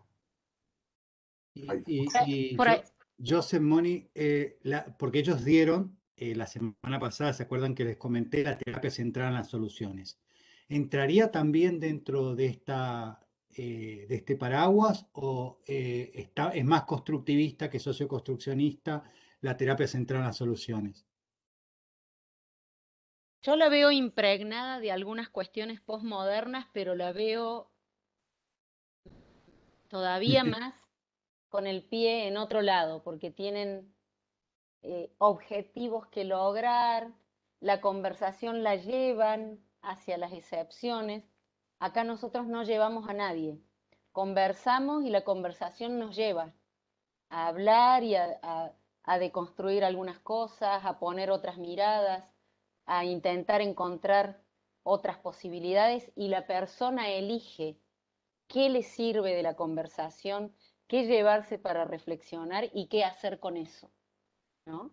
Es como que todavía la terapia centrada en soluciones tiene directividad. eh, Desde el trabajo del terapeuta hay directividad, se dan tareas, se dicen algunas cosas para hacer. Va, al menos yo la veo así, no sé cómo la ves vos, Bien. José. Sí, yo estoy totalmente de acuerdo contigo. Es decir, creo que tiene muchas cosas buenas, dejadme que lo diga así, pero creo que está todavía demasiado centrada en las soluciones. El propio nombre lo dice, ¿no? Es decir, centrada en los objetivos, centrada en un método. eh, Hay cosas que no se pueden decir o que no, en fin, no se puede hablar de problemas, por ejemplo, eso es algo que a nosotros no nos preocupa. Si uno quiere hablar de problemas, que hable de problemas, no pasa nada. Hay problemas en la vida, o sea, no somos monjitas de la caridad, no somos gurús de zen, ¿no? Vamos a meditar aquí todo, happy flowers, ¿no? Viva la vida, claro que viva la vida, claro que sí. Pero la vida tiene cosas buenas y tiene cosas malas. Hablando en un sentido dualista, ¿eh? Perdona, Ilse. Sí, Por sí. ahí yo me quedé un poco como pensando en Luciana, ¿no? Si que a lo mejor nos podemos hacer comprender a lo que ella preguntaba, ¿no? O sea, no hay método en sí, sino que hay una manera de trabajar con las personas que es conversando sobre lo que les pasa, lo que sienten, pudiendo preguntarnos cosas acerca de lo que podría ser que le pase a las personas, pero nunca diciéndoles algo como una interpretación o un análisis. Eh, Conversamos juntos, pensamos juntos, reflexionamos juntos sin juzgar, con mucho respeto, y son las personas quienes eligen qué les ha servido de la conversación. No sé si eso... Sí, les comparto algo que soy un poco hincha pelota con las etimologías, ¿no? Los chicos ya saben. Entonces, una de las cosas que hicimos arqueológicamente, genealógicamente, es buscar el sentido más primigenio de método, ¿no? Salirnos de Pascal y de Descartes, ir más allá. Y cuando fuimos más allá, porque claro, desde la modernidad es camino, método, ¿no? Pero odos, en el sentido más primigenio, es modo de andar. Ujú. Entonces yo pensaba que desde ese lugar quizás, no desde la idea de método de Pascal o de Descartes, pensando en el sentido etimológico griego, en el más primigenio, es un modo de andar hacia, por ahí en ese sentido sí podríamos hablar de un nodos en el socioconstruccionismo. No está prohibido. No Claro, está por prohibido. eso digo, pero en el sentido más primigenio, no en el sentido de Pascal o en el sentido de Descartes, digamos. Sí, sí, sí. A ver, cuando hablamos de la palabra método tal cual, yo he sido muy drástico. Pues, también lo he sido intencionadamente porque después pensaba dar una explicación, ¿no?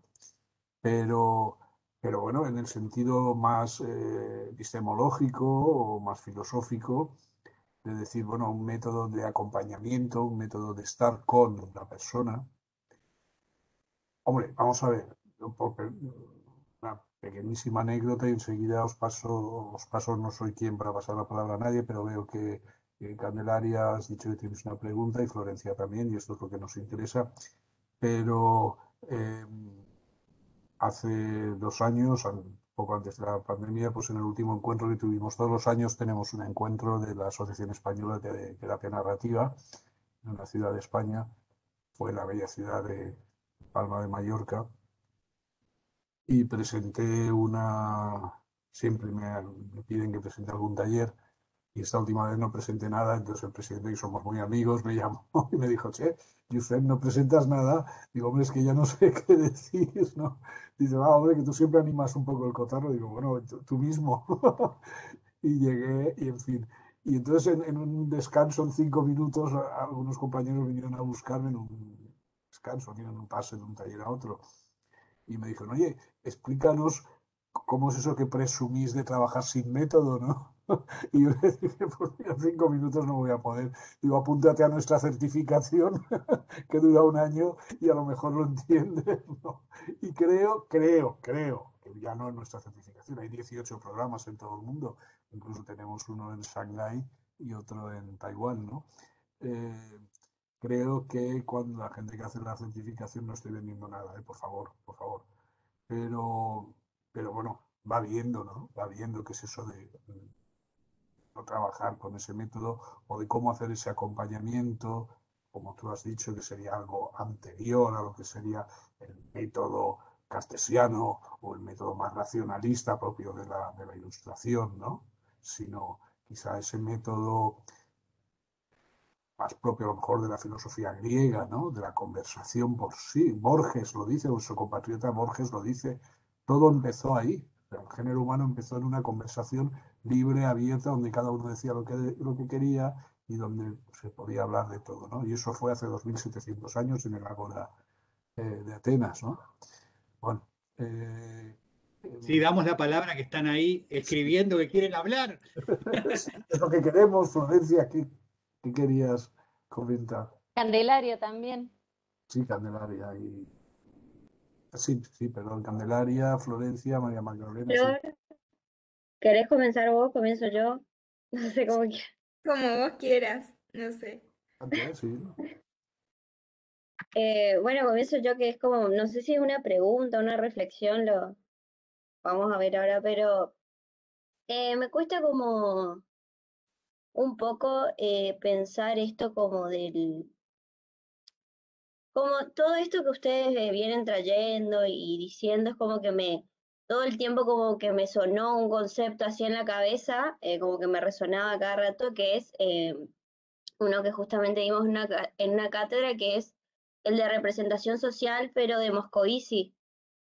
Entonces es como que,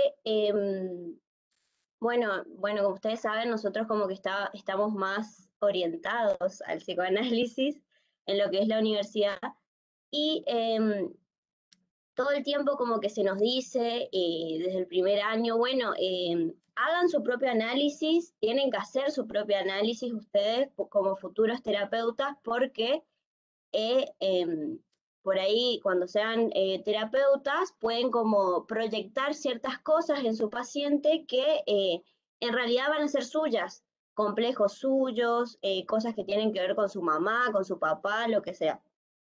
Entonces es como que, bueno, trayendo esto, y bueno, en relación a todo esto que ustedes dicen, que bueno, que no hay un método, que se parte desde el no saber, ¿cómo siento como que esto que ustedes traen es más como una filosofía también de vida, esto como desconocer ciertas cosas, como desligarse un poco justamente de estas representaciones sociales de lo que se cree que es o lo que no se cree que es, pero cómo también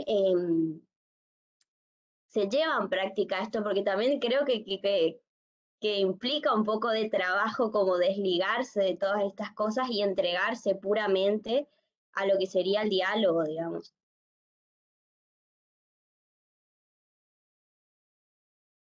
Adoro a Moscovici, ¿eh? Em, repito, nadie dijo que esto fuera fácil.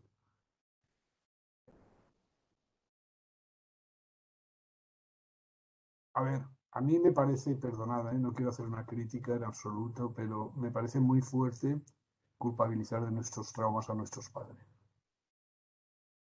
Parece muy fuerte y muy injusto. Y hace muchos años, fuera de la psicología, yo me di cuenta de que mis padres no son culpables de nada. Es decir, nuestros padres, hablo en general, supongo que habrá algún caso, espero que no aquí, sea así, han hecho lo mejor que han podido hacer o que han sabido hacer, igual que nosotros hacemos con nuestros hijos. Y digo, no habrá, no habrá, no es que no haya excepciones a esto, ¿no? Pero me da mucho miedo el estar culpabilizando a los demás, entre otras cosas porque nos quitamos una cierta responsabilidad a nosotros. Y nosotros tenemos capacidad de acción vital. Y nosotros tenemos capacidad de encauzar nuestra vida por donde queramos encauzarla, por donde creamos que debamos encauzarla, buscando tal vez un mundo con una mayor justicia social, con una mayor igualdad comunitaria, no sé, no, me parece que estoy aquí en un púlpito, ¿no? Pero eso es lo que un poco me trae al discurso, ¿no? Lo que me estás comentando. Mucho miedo el vivir en un mundo de culpas, echando las culpas a los demás. Eso no quiere decir que no haya personas en esta vida que nos hayan hecho daño. Sean nuestros padres, sea un hermano, sea un amigo, sea una pareja, sea quien sea. Sea Donald Trump, sea quien sea, ¿no? Pero cerrarlo todo en este mundo de representaciones sociales de Moscovici, por ejemplo, que digo, lo adoro, hace ya mucho tiempo que no lo leo, pero tengo por ahí obras suyas, o cerrarlo en el mundo de los traumas infantiles, de, ostras, no quiero, repito, insistir, no, pero a mí personalmente no me va, no, me da mucho miedo, no me gustaría vivir mi vida echando la culpa a los demás, ¿no? Aunque alguien me haya hecho daño, y hay gente que me ha hecho daño, claro que se está hablando Josep, ¿eh? No se está hablando profeta, ni gurú, ni no se estoy hablando como persona. Prefiero, tampoco quiero echarme la culpa a mí de todo, ¿eh? Pero bueno, hay cosas que pasan, hay cosas que a veces te equivocas, hay cosas que tienen su explicación y otras que no. Bueno, no sé, sería un poco, ¿no? No sé si Y Mónica... al fin y al cabo, sirve más que culpabilizar, comprender el contexto en que se hicieron nuestros padres, ¿no? El contexto de género, el contexto cultural, la idea de familia, la idea de crianza, ¿no? Creo que es más rico conversar sobre eso sobre el mundo de significados histórico y poner por ahí más comprensión ayuda más a estar solo en el lugar de la culpa, ¿no? A mí me parece mucho más rico y más posibilitador. Porque en definitiva esas culpas, digamos, que uno podría echarle a sus padres, tiene que ver también con el mundo de significados en el que se construyeron ellos, que ya no es el que estoy viviendo yo como madre, y que tampoco es el que están viviendo mis hijos y van a llegar o van a llevarlos a ser padres después, ¿no? Es como esto de que nos vamos construyendo en el lenguaje con los significados y vamos siendo, entonces esto de culpabilizar me suena a quedar estancado en la trampa de, bueno, por decirlo, no sé, mi papá era violento y bueno, mi papá era violento, entonces pobre de mí, Y ¿no? por ahí, Moni, eso también me parece un plus más que sería que está muy del lado del iluminismo, muy de los clásicos. Bienvenido, Aldo. Eh, que es la diferencia, yo creo que damos un paso más a la idea de entender, ¿no? Porque, o sea, no es solamente entender, no es, es más que entender. Digo, entender en tanto por ahí como una cuestión meramente cognitiva, de poder dar cuenta de por qué pasó esto. No se queda ahí este abordaje, digamos, no se apropia tampoco del entender, va más allá del entender. Yo creo que por ahí entraría algo de, como está del lado también de la cooperación, la construcción, la compasión, lo colaborativo, va más allá del entender, me parece, ¿no? Como, o sea, en esto de que no queda solamente una cuestión de lucidez mental, por decirlo así. Sí,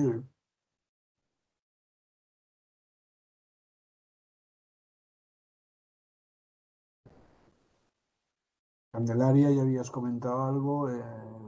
Florencia, María Magdalena, creo que querías comentar algo también. Hola, bueno, em, a mí me quedó la duda o más bien curiosidad acerca del caso que contaba, porque nosotros como que lo, lo tenemos como, primero que nada tenemos muy abordado esto del método, de la técnica, de qué conceptos claves hay que tener, y como que acá se me hace otro mundo nuevo. Y también el tema de la esquizofrenia, de cómo siguió el caso, cómo siguió siendo abordado. Esa era una pregunta, una cuestión que me quedó la duda. ¿Cómo siguió esta conversación? Y también si hay como un fin en la terapia, si en algún momento se corta o no, o si se sigue, cómo son los tiempos. Esas son mis dudas. Este caso que he comentado de la esquizofrenia no hubo un seguimiento porque fue algo que nos llamaron a una compañera y a mí para actuar en una sesión solo porque se habían quedado bloqueadas, no sabían por dónde salir y entonces nos llamaron para hacer un equipo reflexivo. Ya no hubo un seguimiento, o sea, sinceramente. Sí que puedo decir muy rápidamente que en general en personas mayores ya la esquizofrenia ya, adiós, muy buenas, se ha terminado. Es decir, yo no le voy a decir a nadie que lleve 25 años tomándose drogas psiquiátricas, no le voy a decir a nadie deja de tomártela. Y ya está. O sea, entonces para conseguir eso tendría que estar 24 horas sobre 24 a su lado con un equipo más amplio, incluyendo a un psiquiatra que en un momento dado si hay peligro de que le haga vida, de que haga algo, en fin, daño a su propia vida o a lo de los demás, pues le podrá poner un calmante, cosa que nosotros no podemos, porque no podemos recetar ni los medicamentos. No soy una persona que lleva ya tanto tiempo, lamentablemente, por Yo estaba en congresos, he conocido a mucha gente, gente mayor, gente con muchos problemas de toda la vida. Hay que tener en cuenta también una cosa, ¿eh? Todos los problemas, todos los diagnósticos mentales tienen un origen social, histórico y cultural. Ninguno lo tiene de tipo biológico. Por mucho que a veces se escriban artículos o grandes titulares diciendo descubierto el gen de la esquizofrenia. Ojo, descubierto el gen del alcoholismo.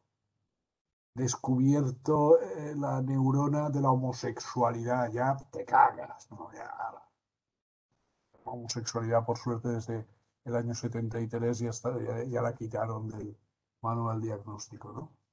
Es mentira, no hay ningún gen, no hay ningún neurotransmisor que funcione, que genere la depresión o que genere nada. Lo genera el ambiente, lo genera el contexto cultural, lo genera el contexto social, psicopolítico, incluso si queréis, económico, si queréis. Pero quitar a alguien que lleva 25 años drogándose y que además está prácticamente convencido de que esa es la solución de su vida, aunque sabe que se morirá joven, quitarle de la droga, pues yo desde luego no me atrevo así de golpe, ni mucho menos. Sobre la cuestión terapéutica, no sé, Mónica, si quieres comentar tú un poco más. Sí, ella preguntaba cuándo se termina. Sí, es una muy Para buena mí, pregunta, una muy buena pregunta. yo planteo un encuentro con una persona que saca un turno para sesión y no sé si va a ser único o van a ser muchos. Depende qué surja. Hay personas que con una conversación se llevan ideas, posibilidades o sienten que se destrabó el nudo de lo que los trajo a conversar y fue un solo encuentro. Y los demás, para mí siempre es conversar con la persona si le va a ser útil o va a necesitar otra sesión, otra conversación. Y así lo vamos como pautando hasta que en la misma conversación uno tiene la sensación o la persona tiene la sensación de que ya está, ¿no? No, no, no me, no me preocupa si tiene que ser breve o no, si tiene que ser en 3 meses o en 8, o si tiene que ser por años. Siempre estoy interesado en lo que necesita la persona, lo planteo así, ¿no? Le tengo miedo a los protocolos, a las técnicas, porque las técnicas y los protocolos se construyen para todos, ¿no? Y cuando mucha gente no entra, parece que forzamos a que entren en los protocolos y en las técnicas. Yo creo que a veces, no sé, hasta las personas que construyen tips para luchar contra un insomnio, son tips para ellos y que están construidos en base a sus recursos, a lo que pueden hacer, a lo que se ocurrió en la conversación, alguna idea para hacer, ¿no? Me parece que se trata de eso, que pensar a la persona como única en su contexto familiar, comunitario, social, ¿no? No es lo mismo una familia en Córdoba que una familia en Capital Federal. Ni las dinámicas, ni las maneras de comunicarse, ni los tiempos, ni nada. Todo es único. Y lo pienso así. No sé si eso Eh, por ahí responde. Mónica, Joseph, Sí, sería, porque veníamos viendo comparado, ya que dijiste esto de los protocolos, en vez de ser un abordaje que esté basado en la evidencia, está basado en los procesos, ¿se podría decir o no? Sí, sí. muy bien. Los Porque, procesos son sobre todo, personales, únicos y claro, contextuales. porque de lo que veían la vez pasada, bueno, algunos, en esto también de lo que ustedes explicaban en relación a la terapia centrada en las soluciones, por ahí sobre todo el aporte de Tony Medina, él hablaba de la evidencia, por ejemplo, ¿no? Y cada tanto traía a colación de los casos en función a la evidencia. Por eso me parece importante también como un punto quizás para dar cuenta de por qué podemos decir que no es tan cercano la terapia centrada en las soluciones, sí porque está más cerca de la evidencia y habla de la evidencia, la terapia centrada en las soluciones, No así podemos decir la colaborativa conversacional, la narrativa, equipos reflexivos, ¿no? Bueno, no tenéis más que buscar en Google Jaakko Seikkula y os aparecerán un montón de artículos, la mayoría en inglés. Quienes sepáis inglés pues lo tenéis fácil, quienes no, pues podéis utilizar el traductor de Google, con estadísticas, con test, pretests, etcétera, etcétera. Y Jaakko Seikkula es un psicólogo finlandés que está metido, él trabaja en diálogos abiertos, sobre todo con personas con psicosis y esquizofrenia, y está metido también en esta orientación dentro del construccionismo social. Por circunstancias que no nos da tiempo ya a explicar, pues ellos se ven obligados a hacer una serie de publicaciones en revistas científicas donde se exige ya no la evidencia, sino la estadística y la matemática, que es lo más evidente que hay en nuestro mundo, ¿no? Entonces, adelante, yo no lo voy a hacer. Si buscáis artículos de Josep Seguí o de Mónica González, creo que tampoco, ¿no? Basados en la evidencia, no vais a encontrar ni uno. Pero solo podemos contar nuestras experiencias personales, ¿no? O nuestras evidencias personales y Y profesionales. no sé, la evidencia no traída desde ahí, desde la academia, para mí es conversar al final de cada encuentro con las personas, cómo están, cómo se sienten, qué se llevan de reflexión, cómo van viendo el proceso, cómo Bueno, están. también aquí hay una cuestión que sí que quiero nombrar. A ver, nosotros seguimos viviendo todavía en una tradición biomédica. La psicología no tiene absolutamente nada que ver con la medicina. Y no se trata de curar a nadie de nada. ¿Cuántas sesiones hacen falta? No lo sé, como decía Mónica. Pero es que además en muchas ocasiones a lo mejor hace falta, y lamento muchísimo decirlo, pero ya peino canas, pues a lo mejor lo que hace falta es también saber que en la vida van a pasar cosas que te van a doler mucho y vas a tener que acostumbrarte a convivir con ellas. Y eso no es una cuestión de curar. Van a pasar, y yo, un hermano mío mucho más joven que yo se murió hace un año y poco. Yo creo que fue ya por el COVID.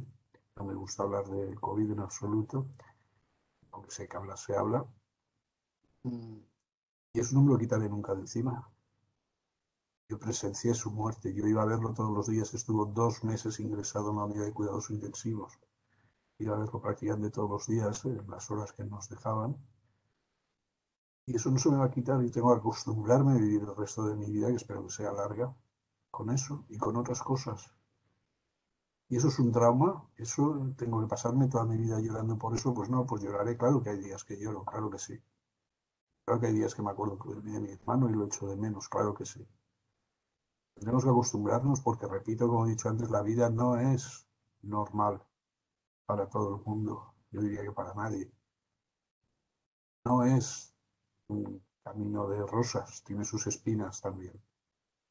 Y es la persona que viene a consulta quien decide cuándo se encuentra mejor o hasta cuándo necesita nuestro acompañamiento. No nosotros. Un médico, doctor, un médico nos puede decir, pues te has roto el brazo, vas a seguir este tratamiento, tal, tal, tal, ya te doy el alta porque ya tienes los huesos unidos y ya puedes manejar bien el brazo. Ya está, te doy el alta y ya estás curado. Nosotros no. Como ha dicho Mónica, será la persona quien diga, creo que ya puedo continuar mi vida sola. Creo que ya he superado ese mal trago o lo he asumido como parte de mi vida. Pero me he puesto muy serio y no quiero ponerme serio. ¿Qué más? ¿Qué más? Yo creo que irse, no sé, con los tiempos que los chicos tenían un recreíto, había como que ir cerrando. No sé si Sí, alguien si quiere. podemos, si quieren, vamos cerrando y ustedes, si quieren dejar alguna idea eh, como principal que ustedes crean de todo esto que hemos hablado, eh, como para cerrar y hacer un descansito, un recreo, y ya les agradecemos de mil amores su presencia y su participación y todo esto que en realidad seguro que van a quedar cuestiones flotadas, dando vuelta, y que seguro van a producir preguntas a posteriori, así que los vamos a hinchar. Este, esto no va a quedar así, no crean que va a quedar así, seguro que vamos a seguir molestando, pero que son muchas cosas. Como les Yo, compartía a ustedes, este espacio es un espacio novedoso, tratamos de que sea diferente a todo lo que venían haciendo, eh, y también por eso seguro que van a quedar muchas cosas en el tintero, muchas preguntas que van a surgir a posteriori que seguro se las vamos a acercar por ahí, después vemos cómo podemos hacer para, para recepcionar después esas respuestas, ¿sí? No sé si quizás, ustedes quieren perdón, cerrar con alguna idea qui- central. a lo mejor quizás por las preguntas que hicieron ahí las chicas, a lo mejor como, no sé, sacar algunas cosas pragmáticas y como no van a estar muy bien explicadas, pero pensar que estar trabajando desde este paradigma implica que nos pensemos a nosotros mismos desde otra manera, que tenemos saberes académicos, tenemos saberes experienciales, pero cuando nos encontramos con alguien no sabemos nada de esa persona y la persona que más sabe es sobre su vida es ella, no nosotros por los libros, ¿no? Primero eso. Eso es lo que hablábamos de la posición de no saber o no conocer y ponernos a un nivel horizontal, ¿no? La cuestión de no juzgar y en tal caso preguntar. Si a mí se me cruza por mi diálogo interno algo que parece un prejuicio, preguntar para no incurrir en construir una idea en donde no sabemos realmente si es lo que la persona está queriendo decir, no sabemos qué significado le da a lo que está queriendo decir. Entonces, las preguntas con curiosidad son importantes. No decirle al otro qué hacer, sí poder pensar juntos en maneras en que se puede ver algo como algo tentativo, no tampoco como algo acabado. Eh, bueno, pensar que somos responsables cuando pensamos lo que nos dice esa persona y cuando decimos algo acerca de lo que dijo, entonces tener la responsabilidad en qué pensamos también y en qué vamos a decir y respetar el proceso con lo que implica, ¿no? Tener como esa tolerancia a la incertidumbre de que vamos sin saber a dónde vamos y la conversación nos lleva, y que las personas tienen sus tiempos, sus procesos, a veces pueden repetir en una sesión o hablar de las mismas cosas y no es resistencia, no es nada de esas cosas construidas, es que la persona necesita decirlo muchas veces, escucharse tal vez sobre eso o decírnoslo a nosotros para que lo entendamos mal y qué es lo que necesita la persona, que siempre está la persona antes que nosotros, ¿no? Esto de pensar también el poder, no colonizar al otro, no intentar eh, hacer que piense o crea lo que nosotros tenemos como significados, ¿no? Respetar eso. Como cosas así pragmáticas que en función de lo que preguntaban las chicas. Y eso implica no tener técnicas para todo, sino acompañar y estar en ese proceso de la conversación. Dure lo que dure, que va a ser lo que necesita la persona. Pero cuán difícil es salirse después de la academia, del escenario mecánico disciplinar. Cuán difícil. pero se puede. Ujú. Totalmente. También Ustedes es un están acá por proceso, eso. también es un proceso para nosotros, ¿no? Totalmente. Y cada día es un no saber a dónde vamos a estar. Y es una reflexión constante sobre nosotros mismos. Yo creo que estas prácticas principalmente tienen influencia en nuestra vida. O sea, esto no es, ay, entro a sesión, sino que tiene que ver con cómo soy con mis hijos, cómo soy con mi pareja, cómo soy con mis amigos. Empezar a pensar las relaciones desde un lugar de responsabilidad, de cuidado, de cómo miro a los demás, de qué le digo a los demás, también en los otros lugares, en los ámbitos cotidianos principalmente. Bueno, ya hablé mucho, perdón. Joseph. Joseph, ¿vos querés cerrar con algo en Estoy particular? totalmente de acuerdo con Mónica. Eh, Entiendo que ahora tenéis un descanso, pero yo ya no hace falta que vuelva, Ilse. ¿Es así o sí que tengo que volver? Continúa ahora Aldo, nos vas a presentar, porque este espacio inicialmente Hoy era, estamos invadiendo el espacio de Aldo, no, perdón, Aldo. presentamos el socioconstruccionismo o el construccionismo relacional desde Joseph Seguí, y después continuamos con la terapia comunitaria integrativa de Adalberto Ujú. Barreto. Pero Sí, Aldo lo ustedes, conozco de Fundaces, ¿no, Aldo? sí, exactamente. Ujú, Así que, pero si quieren seguir con nosotros, bienvenidos están a participar con gusto, pero hacemos un cortecito, un ujú, recreo, y después continuamos con ese abordaje que tiene mucho que decir, también está muy en- en comunicación o a tono, digamos, con el construccionismo. Y esto que hablábamos al principio, que normalmente hablamos con Aldo también, que vemos, sentimos como que dentro de lo latinoamericano estaría como el abordaje más latinoamericano. Pero es tema de discusión, ¿sí? Bien, yo nada más simplemente quiero deciros dos cosas muy breves. Una, si pasado mañana en un examen nos preguntan cuál es el método no digáis, no, no hay método. Mónica y Josep nos dijeron que no hay método, no porque os suspenderán, ¿eh? Cuidado, cuidado. Y la segunda, y además creo que también puede ser un buen inicio de conversación para terapia comunitaria integrativa.